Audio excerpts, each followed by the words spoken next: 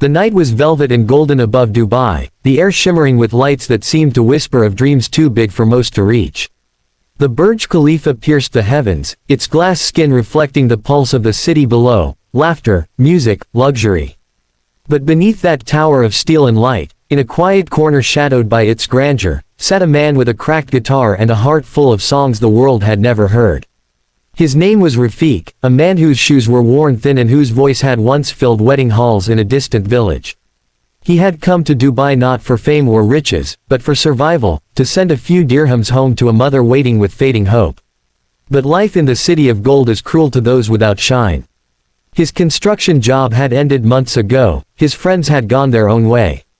What remained were his calloused hands, a dusty guitar he'd repaired with fishing wire, and a voice that trembled between pain and faith. That night, he sat on the marble steps near the Burj Khalifa fountains, strumming soft melodies. The fountains roared every half hour, water dancing to the rhythms of wealth and wonder, but when they rested, a silence took over. It was in that silence that Rafiq began to sing. At first, it was a whisper. Then, it grew, a voice raw and pure, climbing the night air like a prayer. His song was not in English, nor Arabic, but in the language of longing, the sound of a man who had seen too many sunrises with empty pockets and too many nights with full tears. The song told of his mother's hands, of hunger softened by her smile, of faith when the world gave him none. It was beautiful in its simplicity, haunting in its truth. People passing by began to slow down. A woman in a flowing dress stopped, her phone half raised to capture the Burj Khalifa's lights, but found herself instead filming him. A child tugged at his father's sleeve, whispering, "Baba, he's singing like he's crying inside." Soon, a small crowd formed. Tourists, locals, workers, all silent, all listening. Rafiq didn't notice them. His eyes were closed, his heart open. For him, this was not performance, it was confession. Every note carried the weight of a promise he'd made to his mother, "I will make you proud one day." When he finished, the city seemed to pause. The fountains behind him burst to life again, as if applauding the unseen concert. The crowd clapped softly, almost reverently. Some dropped coins in his open guitar case, others just stood frozen, not wanting to break the fragile spell. A tall man in a suit approached. He was American, maybe in his 40s, with kind eyes behind his glasses. His name was David Lawson, a music producer visiting Dubai for a luxury event on the 125th floor of the Burj Khalifa that very night. He had just stepped out for air when he heard the song that made him forget every deal, every deadline. "That was beautiful," David said softly, as if afraid his voice might disturb the magic still lingering. Rafiq looked up, startled, unsure if he'd done something wrong. "Thank you, sir," he murmured, his accent heavy, his English uncertain. David crouched, eyes shining. "Where did you learn to sing like that?" Rafiq smiled faintly. "From hunger," he said. "And from my mother. She said if you sing your pain, maybe someone will hear your heart." David chuckled, though his throat felt tight. "She was right," he whispered. He took out his wallet and slipped a few hundred dirhams into the guitar case. But as he turned to go, something inside him resisted. He stopped, looked back. "Listen," David said slowly, "there's a private gala tonight at the top of the Burj Khalifa. Some of the biggest names in the world are there, businessmen, celebrities, influencers. Would you sing there? Just one song?" Rafiq blinked, as if unsure he'd heard correctly. "Me? Up there?" He pointed toward the towering skyscraper that vanished into the clouds.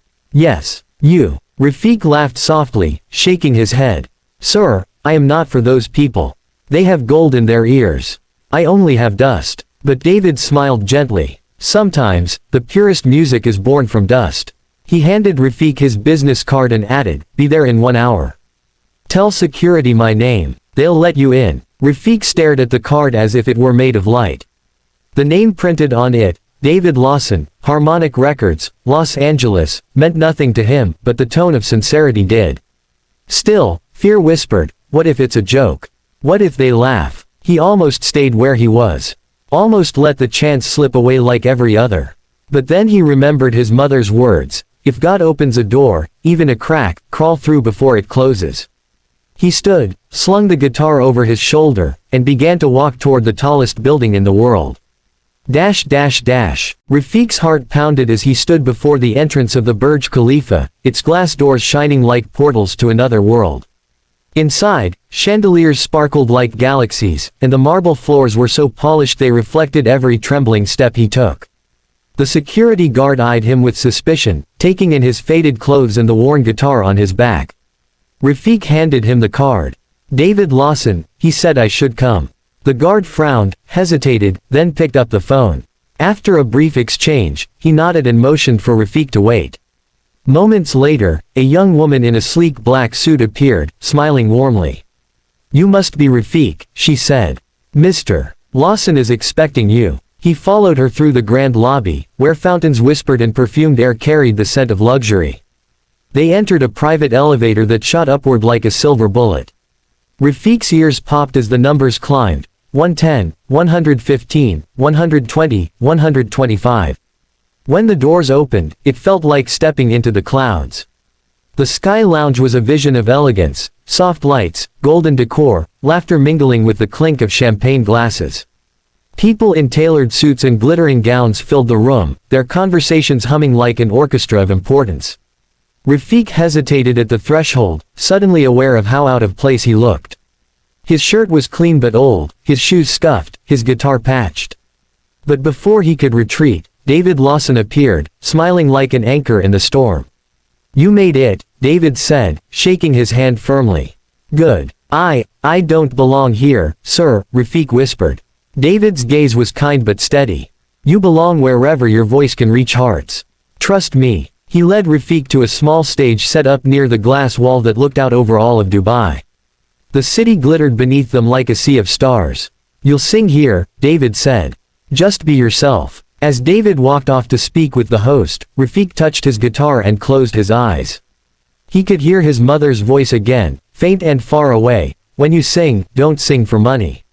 Sing for the soul that has forgotten it's alive." When he opened his eyes, the host was announcing him. "Ladies and gentlemen, we have a very special guest tonight, a humble street musician whose song caught the attention of our friend Mr. Lawson. Please welcome Rafiq." A polite, uncertain applause rippled through the room. Some people looked curious. Others smiled indulgently, expecting a novelty act. But Rafiq didn't see them as rich or powerful, just as people, the same as those who had stopped by the fountains earlier. He bowed slightly and began to play. The first chord was soft, fragile, like a whisper in a cathedral. Then his voice followed, trembling at first, but growing steady, strong. The song he chose was the same one he had sung at the fountains, but tonight it carried new wings. It rose higher, fuller, filling the room with aching beauty. He sang of loneliness in a foreign land, of working hands that built cities they could never afford to live in. He sang of mothers who waited and hoped, and of dreams that refused to die. Conversations stopped. Waiters froze mid-step. The city outside seemed to still. Even the tallest tower in the world couldn't hold itself higher than that voice that reached heaven itself. In the front row, an elderly Emirati man lowered his glass, tears shining in his eyes. Beside him, a Hollywood actress covered her mouth with her hand. David watched from the side, overwhelmed, his chest tight with the realization that this was not just music. It was truth. When Rafiq's final note faded, the silence that followed was electric. For a long moment, no one moved. Then, applause. Loud, thunderous, standing applause that shook the very floor. Rafiq blinked, tears spilling before he could stop them. He had never heard such sound before, not the applause itself, but the emotion behind it. These were people who had everything, yet tonight they were crying for a man who had nothing. David climbed onto the stage, his own eyes wet. "Ladies and gentlemen," he said, his voice thick with emotion, "you just witnessed something rare, music that doesn't come from fame or fortune, but from the soul of humanity itself." He turned to Rafiq. "Would you allow me to record this song? To share it with the world?" Rafiq looked stunned. "Record? Me? Yes," David said firmly. "Your voice needs to be heard beyond these walls." Before Rafiq could respond, the audience erupted again, cheering in agreement. Someone shouted, "Give him a contract." Another voice cried, "He's the real thing." In the back of the room, a journalist from the New York Times, who had been covering the gala, began filming. Her instincts told her she was witnessing something extraordinary. That night, the video of the poor man singing in Burj Khalifa spread like wildfire across social media. Within hours, it was shared millions of times. People from every corner of the globe watched and wept. Comments flooded in. Greater than, this touched my soul. His voice carries every story we've forgotten to tell. I can't stop crying. Humanity still exists. By morning, Rafiq's name was everywhere. CNN, BBC, Al Jazeera, YouTube, TikTok. Hashtags trended worldwide. Hashtag voice of the streets and hashtag Rafiq in Burj Khalifa. But Rafiq knew nothing of it yet. He spent that night on his small cot in a workers' hostel, still unsure if any of it had been real. To him, it had all felt like a dream. He held his guitar close and whispered, "Thank you, God. If this is a dream, let me sleep forever."